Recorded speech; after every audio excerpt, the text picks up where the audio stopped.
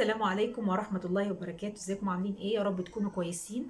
معاكم آلاء عرفة، ودي قناتي قناة حريات بشارك فيها معاكم كل ما يخص البيت والأسرة والمجتمع، ومش هننسى المطبخ وشوية من يومياتي. فرجاء فضلا وليس أمرا تفعلوا جرس القناة وتعملوا لايك للفيديو ده وتشيروا على قد ما تقدروا علشان يوصل لأكبر قدر ممكن من الناس.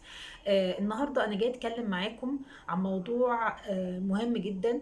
جاي أكلمكم النهاردة عن أهمية الصلاة وإزاي تحافظي على صلاتك. طبعا ربنا سبحانه وتعالى بيقول: بسم الله الرحمن الرحيم، قد أفلح المؤمنون الذين هم في صلاتهم خاشعون. وكلنا عارفين إن الصلاة هي الركن الثاني من أركان الإسلام، وإن هي عماد الدين، وهي الوسيلة اللي بتخلي الواحد أو بتخلي العبد يتصل بالله سبحانه وتعالى، يتصل بخالقه سبحانه وتعالى. وإن الصلاة أول ما يحاسب المرء عليها يوم القيامة هي الصلاة.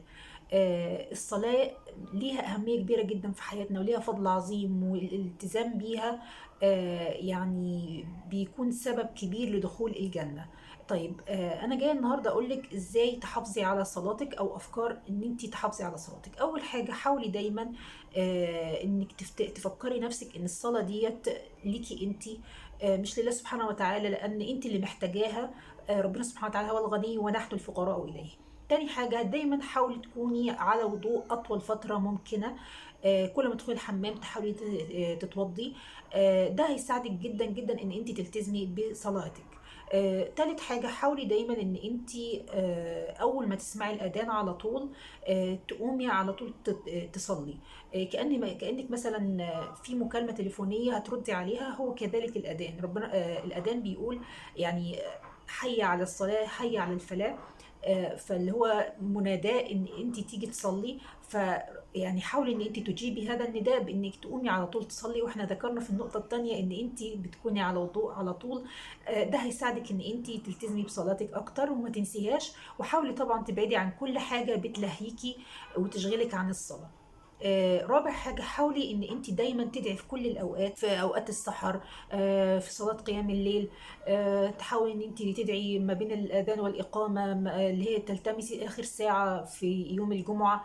الوقت اللي قبل المغرب اخر ساعة في يوم الجمعة. تحاولي تلتمسي كل اوقات اجابة الدعاء.